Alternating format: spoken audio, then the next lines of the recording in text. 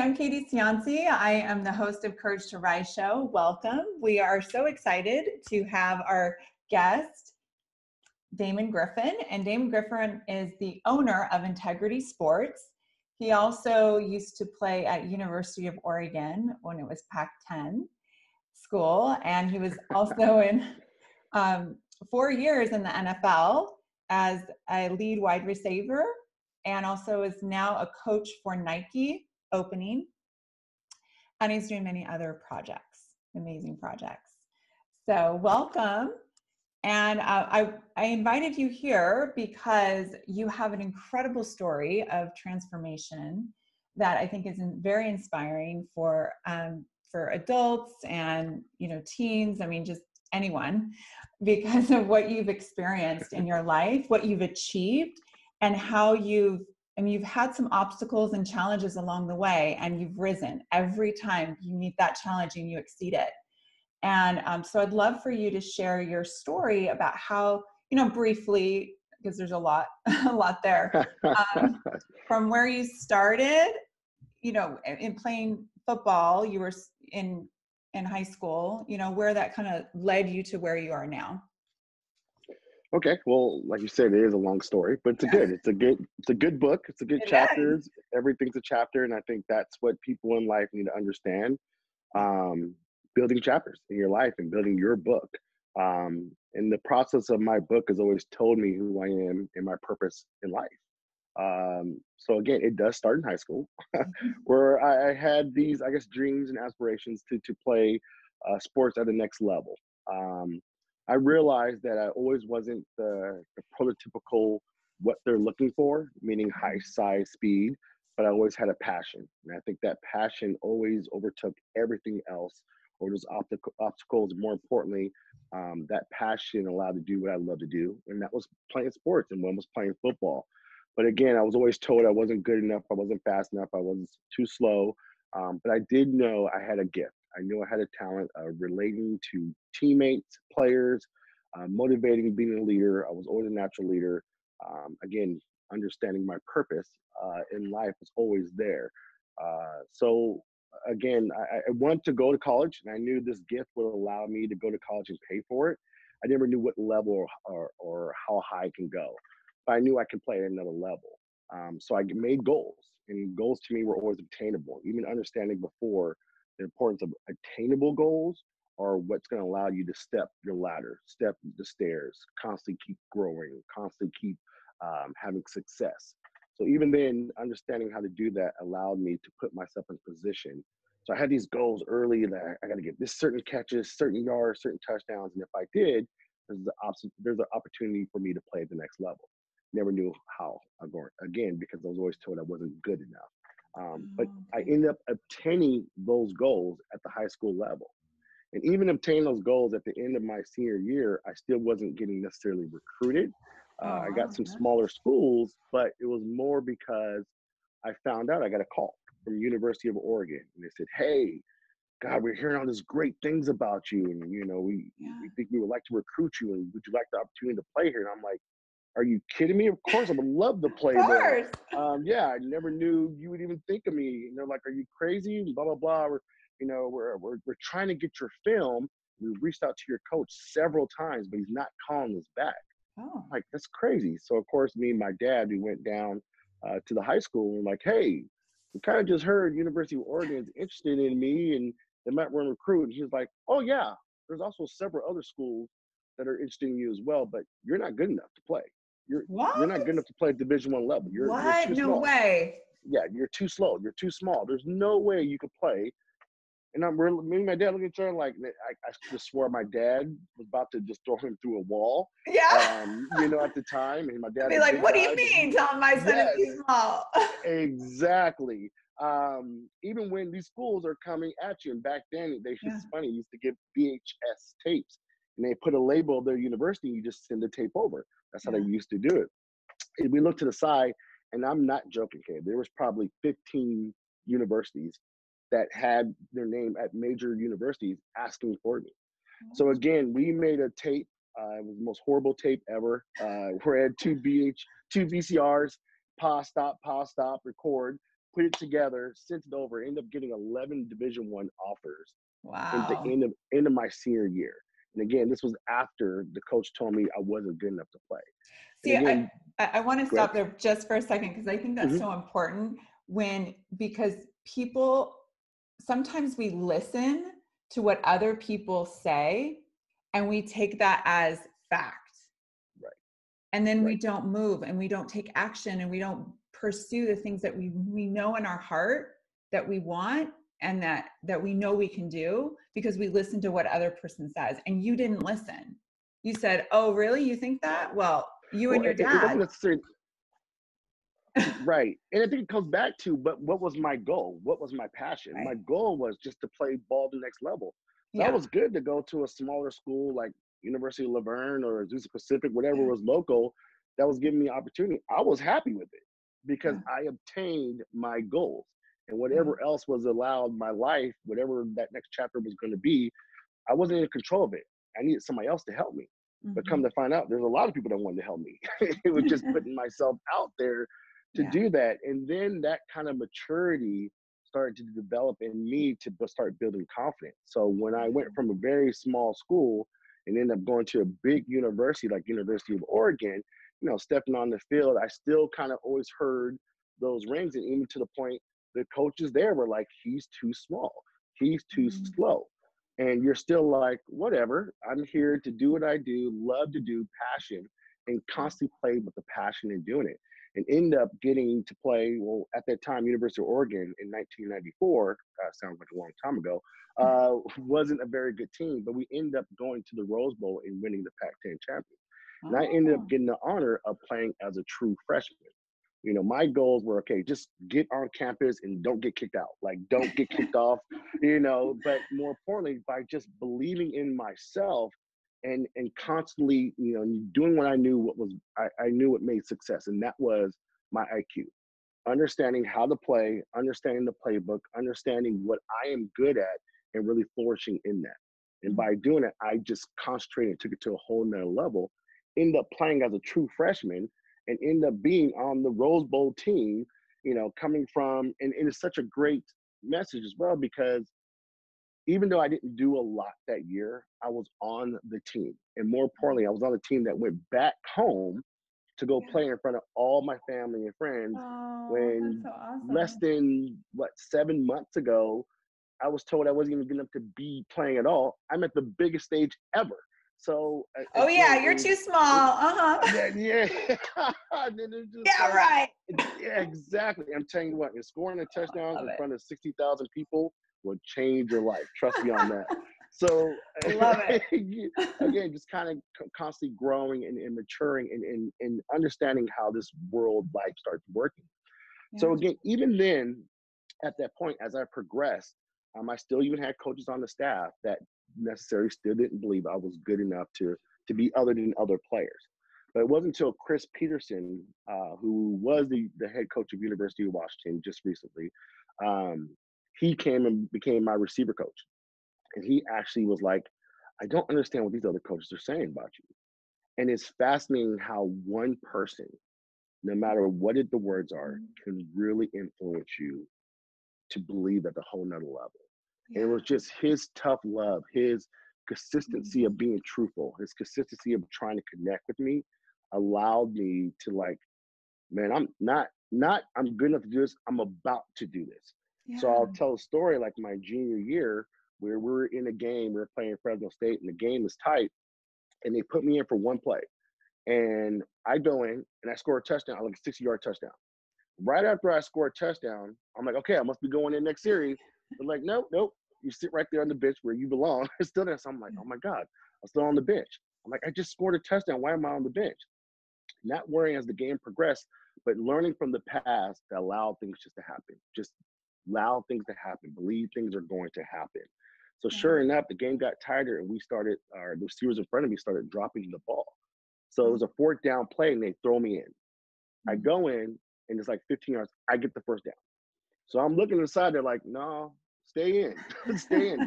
Next thing you know, I help them drive all the way down, and we end up kicking a field goal to tie the game. We Yeah. end up winning the game. So even though I just did that situation. The next week I found out I was still like 4th or 5th on the depth chart. Mm. Well, Katie, this happened for another 4 weeks. So another 4 games, I ended up being like number 3 or 4 in the Pac-10 conference. I was like 4th or 5th on the depth chart on our own team. Wow. Amazing. Doesn't make sense. But again, it's always like, you know what? At that time, that purpose started coming. At that time, what are my goals? What are my passions? Be thankful to be here. Blah, blah, blah. Do what you need to for the team. Things will happen if you're doing things the right way. Well, eventually I ended up starting week 5. Week 5, finally I starting. We played against the number 2 team in the country. I ended up having the best game I've ever played in my life. And from then on, I took it to a whole nother level. But again, that motivation, that constant, not just grind, it's more than grind. It's so much of a mental selfness, of maturity, of just believing that things are going to happen the way they are. And whatever that is, that's what it is. And it's okay. Because then there's no failure. Then I wasn't scared to fail anymore. There was no more of, you weren't attached to the outcome. No, exactly. I think that's the best way of saying it. I wasn't attached to the outcome because I was more inspired by the opportunity. Yeah. Whatever that was. If it was one time, it was 50 times. I was always looking for the next opportunity. And not just to do that, but just to knock the doors down with every opportunity. Because that made more of my passion. So life was grand no matter what. So again, now I'm in a place where all of a sudden now people are like, hey, I ended up getting all Pac-10 awards and being recognized as one of the top players. So going into my senior year, I'm like, wow, coach comes up to me, hey, there's some NFL scouts. I'm like, NFL scouts? Remember, I'm still the little guy that's not even supposed to be here right now. That's right. I'm not even supposed to be here. Scouts, I'm like, oh, crap. And again, you get to that point where that always comes in your head. I think that's a great thing to always have the negative, the adversity. It's such a blessing to have those things because it can either light a fire or it can put a blanket over you and chill you out. So what are you going to do about it? What are you going to do about it? What are you going to do about it? I love that. So the next thing is the funny thing, how things work. And I guess that's how my life's supposed to be. It's not supposed to be easy. And I'm so thankful for it. But sure enough, the week before the season started, and again, I was like number 8 in the country. Like Randy Moss was like number 1, I was number 8. That just sounds crazy because he's a Hall of Famer. But the week before the season starts, I ended up tearing ligaments in my thumb. Now, if I played any other position, they just put a cast over it, I could play. But I caught the ball, so I couldn't catch a ball with a cast. So going into my senior, I had a red shirt. So again, you're sitting there like, wait a minute. Finally, I have the opportunity to do what I'm supposed to do. This is a final opportunity to prove I'm all that work, all that, and it was taken away. Oh, wow. You just kind of sit there for a minute. I remember the first game walking down. It's funny. I walked down the stadium, and I ran right back up and just bawled, just cried, because it was just like, really? And you don't want to say, really, God? You don't want to say that. You don't. But in that moment, there is a place that I'm so thankful that I experienced that failure. I'm so thankful that I experienced what that is because I've never forgot it. And it's always kind of another thing to allow me to keep building another chapter, another flight of stairs, to constantly keep going. It didn't stop me. It just held me back for a second. So again, that inspired me more to go, okay, what else in life? So I ended up working on going on my master's and started working on stuff like that. But sure enough, ended up having the next year doing well. And then ended up being a top player again, all that good stuff. So the NFL draft comes. So I'm like, all right, I proved everything. I'm about to go to the NFL draft, blah, blah, blah. Oh, good. This is it. You're going to make it. And I remember the whole family's watching. We have the video on the TV, and all of a sudden the draft comes. And these pro teams are calling, hey, we're going to really like you. We're going to draft you next, blah, blah, blah. As time goes, 2nd, 3rd, 4th, 5th, 6th round starts going. There's only 7 rounds. And I'm sitting there like, you have to be kidding me right now. This is not going to happen again. No. And it's funny, the 6th round, San Francisco 49ers, they call me and they go, hey, we're going to pick you up on the next pick. So I'm telling the family all this. We have the video watching, and your heart just, everything just, that stares, you know, me going down the stadium, find out I'm going to be hurt, you know, playing in the high school, not knowing I'm going to play. All that just comes all back. Oh, yeah. And again, just going back, and it was one of the worst days of my life. Yeah. And I'm so thankful for the worst day of my life. Yeah. I'm so thankful for the worst day of my life, because not getting drafted, and every time I watch the draft right now, they're starting to talk about guys, Yeah. I hate it. I just turn the channel. It still brings hits you me with back. It brings me back, but it also kind of makes me excited as well, because it's a great testimony to so many of the student athletes I work with and the people I work with, not just the student athletes, but the people I work with, because this is something we've talked about before. When I didn't get drafted, I've never had a fire, an internal source of energy in my life, of out of body experience, to be the best ever. Yeah. I don't know what happened to me. I don't know where I went. I don't remember a lot of it. All I know is I never worked harder on everything to succeed at something. And I wish I can go. And maybe I need to fail so bad that that can come back to me, because I would wonder how to get to that mental level again. Yeah. Because the thing I would tell my parents, and I tell my mom, like, I ended up going to San Francisco 49ers anyway as a free agent. Okay, so as a free agent. So you didn't get drafted. So I didn't get you drafted. went as a free agent. Okay. Yeah, so you didn't give up. You didn't say, oh, I didn't get drafted, you know, oh well, my career's over. You like, no, I'm gonna go as a free agent. Okay. Right. And the craziest thing is, so you go in this room and there's like 11 guys. And they go, okay, guys. The coach comes up, there's 11. You see these guys from all these big universities and big, huge 6'5" monsters. And again, little old me is still just sitting there. And I know that guy. Coach comes in and goes, hey, all 11 guys. So just to let you know, we have a possibility of one spot. That's not even for sure. But if you do, this is the only spot we have. So out of you 11, only one's going to make it. You're like, wait, what? You know, this is crazy. But then me looking around, like, hell yeah, bring it on. I'm like this the whole time, like, bring it on. And I remember telling my mom, like, I'm going to be better than Jerry Rice. I know it sounds crazy that to say you're going to be better than the greatest receiver all time, but that was my mental state. Okay, that was your intention. That was my intention. That's where I was. God, Jesus Christ couldn't tell me that I wasn't better than Jerry Rice at that time. Because that's to where I was. And that strength, that mental, not having to fear. Yeah. It wasn't scared of anything. Every day I proved it. Yeah. So it's funny, as I'm preparing for that, again, they gave me a situation, an opportunity to prove something. And the opportunity was, hey, something happened. You're going to be our returner. I know you haven't practiced it. You're a starting returner. Good luck. And then I'm looking around like, I've never done this since high school. What? I don't do this. Oh, well, it's an opportunity. So that's the first time I touched the ball, I ended up returning the ball 96 yards for a touchdown. The first time I ever touched the ball in the NFL, I returned it back for a touchdown. Wow. Because of the mental state. What did that feel like? What did that feel like to just, you know, the crazy part too? Do you remember? I remember parts of it. Mm-hmm. The best part I remember was, I remember, it's so awesome. It is such an amazing experience, but I remember it getting so quiet because I saw the end zone. And ever since I was like 7, 8 years old, if I saw the end zone, I was going to score.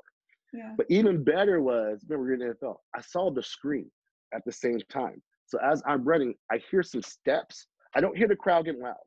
I hear steps. All I hear is some steps behind my ear. Just, I'm like, I've always been taught, act like a dog is chasing you.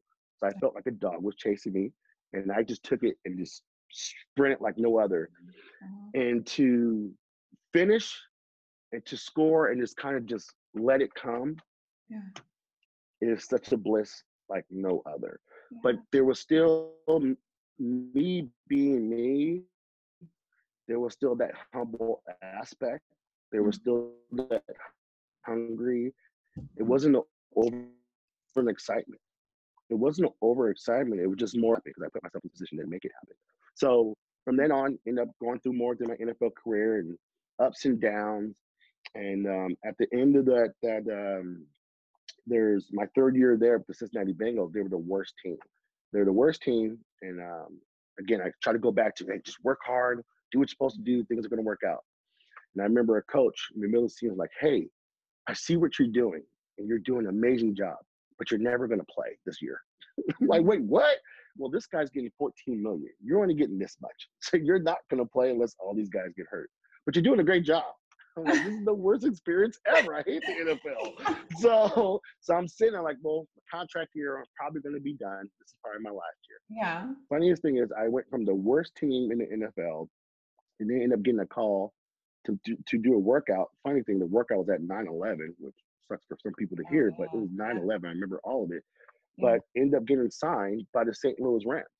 Wow. St. Louis Rams at the time was the #1 team, greatest show on turf. It's the best team, period. Ended up going to the Super Bowl. But again, the story behind it was, how my life, my chapters, my book is written. I'm not supposed to get the MVP. I'm not supposed to get the sole thing.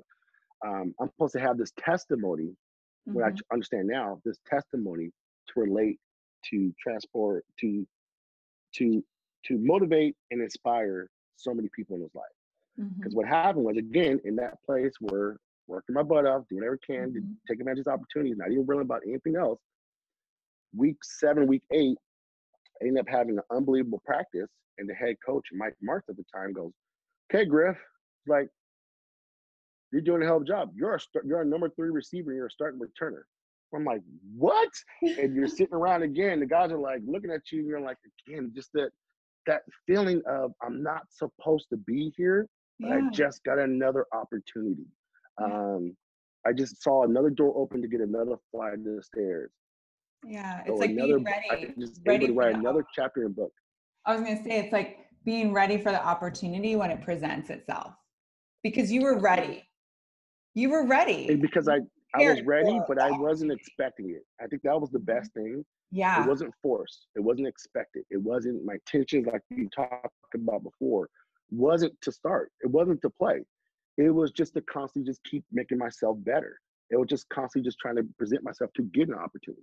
Yeah. So, so ended up having that great practice. So after he told me that day, I remember my receiver coach, Henry Elder, goes, "Don't mess up, because this is your opportunity. This is it. This is your opportunity." The next day in practice, I ended up tearing my hamstring ligament off the bone and totally ended my career. Wow. So you remember, this is the team that they went to the Super Bowl. So I would have been starting in the Super Bowl. I would have been playing in the Super Bowl. This is the pinnacle, all of it. And you get injured the next day after being told and given the opportunity. So it's such that feeling of, again, you want to question God, you want to question life, you want to say why, but then you don't. It was that present, like, well, I'm okay, because I know I did everything I can possibly do. Yeah. I'm okay with it. Yeah. And now when I tell it now, that testimony, that story, it puts a place to student athletes, people, where they can't make an excuse. Because any excuse you give me, I already got. Yeah. I already got every excuse. I got everything. Keep going. Keep everything you got. Keep going. Keep going. I got another testimony. I got another story, because I still made it. I still made it. And it's are you preparing? What is your purpose? This purpose of mine was to have these testimonies to share with everyone. These testimonies to motivate with everybody. To be understanding that you've got to constantly build a chapter in your life. To be a place where my purpose is connecting and providing and motivating, and that is such an internal reward. There is no better jackpot than anything like that, than to have that internal reward of what I'm able to do to connect. Yeah, and you're giving people the really living in possibility, because a lot of people, I mean, you live in possibility. That's how you've really lived your whole life, is like, okay, there's a possibility. Somebody says I can't, there's a possibility. I'm preparing for the possibility that opportunity will present itself. And when it does, I'm ready. I'm ready to go for it. But so many people, I think, let other people's thoughts or opinions stop them from believing in possibility. And so they get stuck and they say, you know what? Nope, that's not for me. I'm going to go over here and play it safe. and you didn't play it safe. You said, you took risk after risk after risk, and then you were rewarded. And then, yeah, you got injured at the end, but I mean, you were on the team that went to the Super Bowl. I mean, I made come it. on. Exactly. I still made it. I'm not supposed to be there. You need to kind of, again, even though, and it's just kind of how life is. And I think people kind of look at their life and say, well, for some people, it's a lot of why don't I have this? Or why does this happen for me? Or why does it keep happening to me? Why does this situation happen? When somebody else may look at your book, even though you're reflecting and reading on your book, saying, you know, this is not right, this keeps happening to me. Somebody else may be reading your book and have a different perception and be like, God, your life is amazing.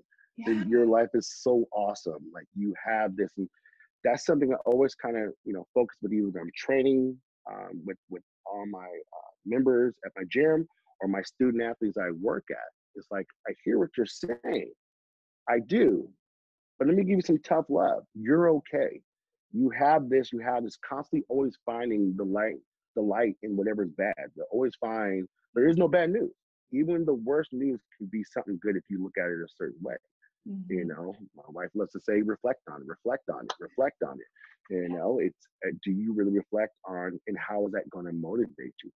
Have your sorrow days mourn, but get your butt up and say, okay, I don't care if I'm going against Jerry Rice, who is the greatest of all time. I'm about to beat his butt, no matter what it is. And that's that internal, that's your motivation internal.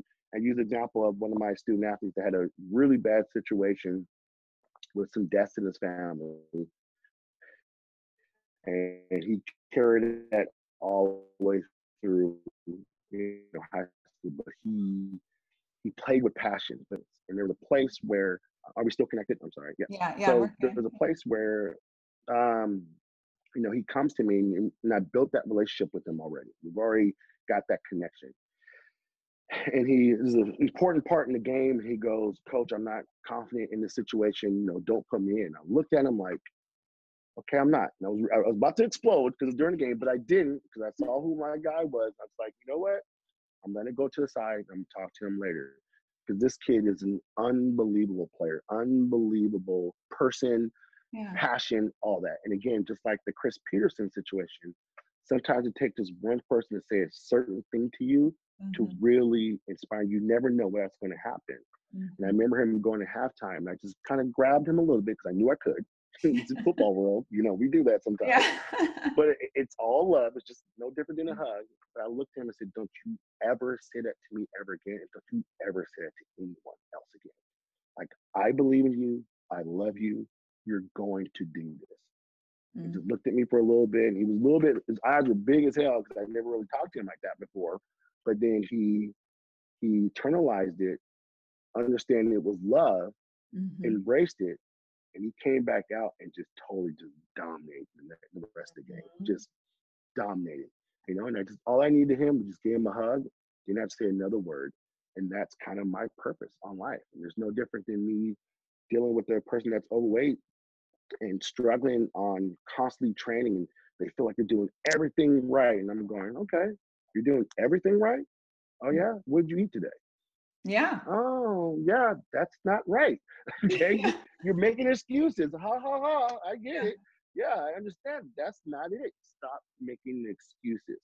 Stop trying to find a reason to not embrace your failure. Understand, embrace this failure. Embrace, it's okay to fail. You're going to have you're a human being. You're going to fail. So, okay, you failed. Now, how are you not going to fail again? Okay, what are you not going to contribute to that? So inspiring people, motivating people is my purpose in life, to constantly build these chapters, do all these things in life. Yeah, that's amazing. Well, yeah, I mean, everything that you're talking about is so valuable and helpful. And I remember, I know we're getting close to the end, which I could talk to you forever about all of this. I love it. Yeah. It's great stuff. I remember at one point, I mean, we're family, by the way. We're family, so we. Can't you tell? Yeah. We had some moments. Yeah, can you tell? So, and I remember there was a moment when you were in the mortgage business before you got into football, and you were really, I think it's an important story because you were looking at that possible, you were exploring it, and then realized like your passion and your purpose was really in football and coaching. And so you took a pay cut, a huge pay cut, and took that risk. And that takes a lot of courage. I mean, your wife had a baby on the way, and you believed in yourself, you believed in your purpose and your passion, and you went for it. And she believed in you too. I think that's important too, is like having a partner that's going to believe in you and support you no matter what. And exactly. Until you're homeless and have nothing, even when you're homeless, you still probably have a person you can call. That's the thing that people need. It's you still have a support. And that's why I always say, keep giving excuses, but you have this, you have this, you have this, you have this, you have this. And I did have the support, and that motivated me to go and went to a place that it's a passion. You have to have your passion. What is your passion? Because no matter what, when you're doing what you're passionate about, rewards come, no matter if it's monetary or it's internal or it's, coming from other people. The love I get from people is pretty cool. I like it a lot because I feel like it's you, like I said, me helping the student athletes I help out today that help get scholarships. To go through their journey, to go through their destiny, understanding the destination is not where you may think it is, but what is your destination, and processly going through this journey is what life is all about.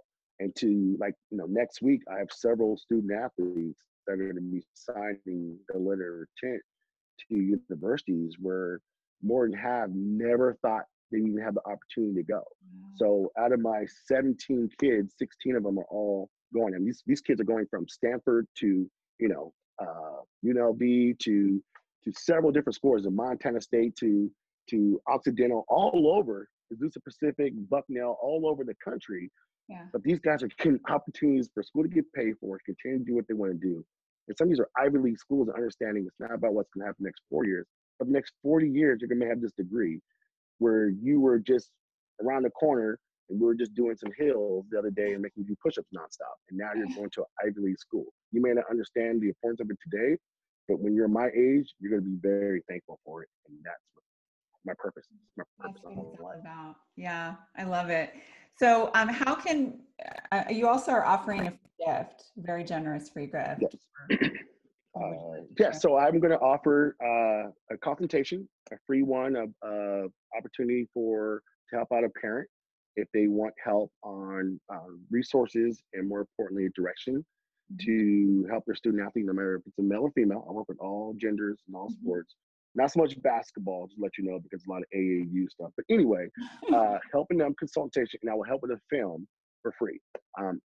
Or I will do for an adult or any other student athlete as well, or parent, anybody else wants to get in the health world, I will do a free workout. So I'll do a videotape and design a workout for you, whether if it's sports or just weightlifting or training or losing weight. I will design a workout for you, either send a video or put something to you to help out.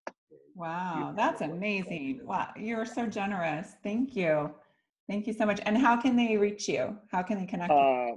The email is dgriff, the number 5 at outlook.com. Okay. And my website is myintegritysports.com. Okay, awesome. I'll also include it below too, but it's just nice that, people sometimes miss that in the email. I know I do. I miss stuff all the time. It's okay. So, well, thank you so much. Thank you for your wisdom and your story, your inspiring story, and helping, so many student athletes and adults, achieve their goals and their dreams. I mean, what an amazing life that you have. I mean, so many chapters. So much chapter. Writing the next one right now. Yes, you are. Working on the next chapter. Yes. So for some of you that are watching, perhaps today you will incorporate some of the wisdom and tips that Damon shared with us, which is, be in possibility, always be prepared for that next opportunity, and don't ever let your adversity keep you down. You just keep going to the next level and rising above. So I'll see you tomorrow, and enjoy the rest of your day.